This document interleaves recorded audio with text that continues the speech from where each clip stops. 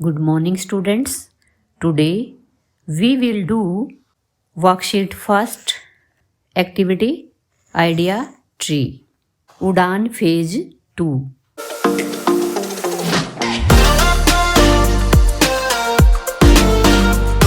First है read the paragraph carefully and answer the questions that follow.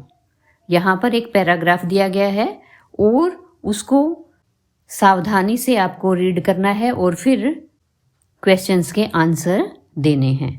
तो सबसे पहले हम पैराग्राफ को रीड करेंगे. Our English teacher doctor Sanjeev often gives us a unique homework. हमारे इंग्लिश के टीचर डॉक्टर संजीव प्राय हमें एक यूनिक गृह कार्य देते हैं.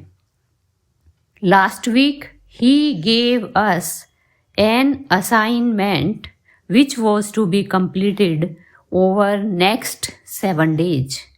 पिछले हफ्ते उन्होंने हमें एक असाइनमेंट दिया जो अगले 7 दिनों में पूरा करना था. We were supposed to watch news and write weather forecast every day for 7 days on a sheet of paper. हमें अगले 7 दिनों तक हर रोज न्यूज देखनी थी और मौसम पूर्वानुमान को पेपर शीट पर लिखना था. This worksheet was provided by the teacher. यह वर्कशीट अध्यापक द्वारा दी गई थी. It contained 2 columns. इसमें 2 कॉलम थे. We were asked to write the expected temperature in the first column and the type of weather in the second column.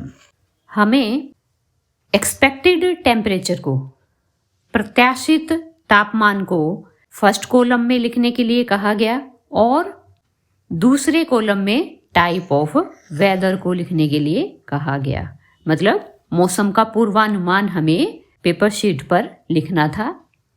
तो first column था हमारा टेम्परेचर का, एक्सपेक्टेड टेम्परेचर क्या रहेगा, और सेकंड कॉलम में हमें कि वेदर कैसा रहेगा, जैसे क्लाउडी, सनी, रेनी या क्लियर रहेगा, उसके बारे में हमें सेकंड कॉलम में लिखना था.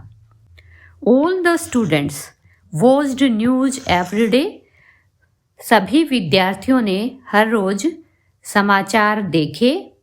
एंड कंप्लीटेड द वर्कशीट, और वर्कशीट को कंप्लीट किया.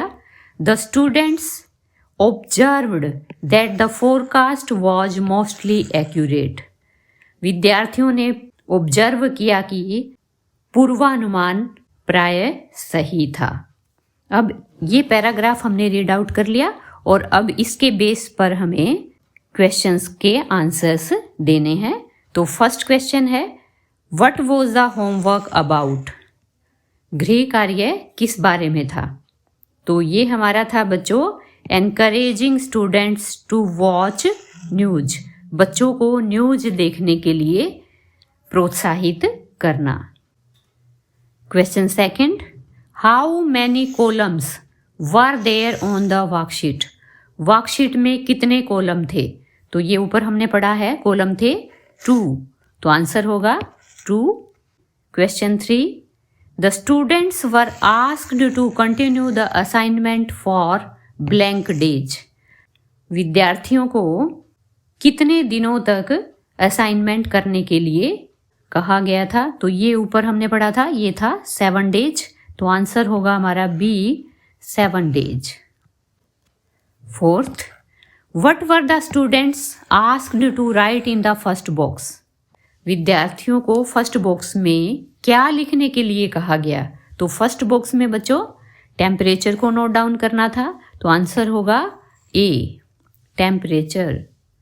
Fifth, what did the students notice.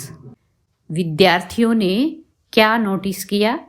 तो ये हमें चारों स्टेटमेंट से चूज करना है. तो ये हमारा हो जाएगा first A, the next day was mostly same as it was told in the weather report. अगला दिन प्राय वैसा ही था जैसा कि वेदर रिपोर्ट में बताया गया था। तो बच्चों ने क्या नोट डाउन किया कि जो वेदर रिपोर्ट थी उसी के अकॉर्डिंग नेक्स्ट डे वेदर था या टेम्परेचर था। नेक्स्ट है arrange these statements in the order of their occurrence in the paragraph. हमें जो ये नीचे स्टेटमेंट्स दी गई है उनको हमें पैराग्राफ में जो घटना आई है उसी के अनुसार हमें क्रमानुसार यहाँ पर इन्हें अरेंज करना है। इनमें सबसे पहले आ जाएगी हमारी B, last week he gave us an assignment which was to be completed over next 7 days। Next आएगी फिर हमारी we were supposed to watch news and write weather forecast every day. First पे आ जाएगी बी, सेकंड पे आ जाएगी ए, third number पे आ जाएगी हमारा D, all the students watched news every day. सभी विद्यार्थियों ने प्रतिदिन न्यूज देखी। और लास्ट में आएगा हमारा C, the forecast was mostly accurate. पूर्वानुमान प्राय सही था। तो ये हमारा क्रम आ जाएगा B, A, D, C. Next question है C part, select the synonym of provide from the paragraph. हमें पैराग्राफ से प्रोवाइड का सिनोनिम सिलेक्ट करना है, चुनना है। तो वो होगा हमारा गिव। नेक्स्ट है D, select the antonym of sunny. Sunny का हमें एंटोनिम बताना है, विपरीतार्थक बताना है। तो सनी का विपरीतार्थक होगा क्लाउडी। तो यहाँ पर आंसर हो जाएगा ए। नेक्स्ट है E part, what would be the appropriate title of the passage. Passage का एप्रोप्रिएट टाइटल क्या होगा? तो ये हम दे सकते हैं पैराग्राफ को रीड आउट करके। यूनिक होमवर्क हो सकता है, क्रिएटिव होमवर्क हो सकता है। इनके अलावा भी टाइटल हो सकते हैं जैसे लर्निंग बाय डूइंग। ये वर्कशीट फर्स्ट हमारी कंप्लीट होती है और अब आपको चैनल को सब्सक्राइब करना है और वीडियो को लाइक एंड शेयर करना है। थैंक्स।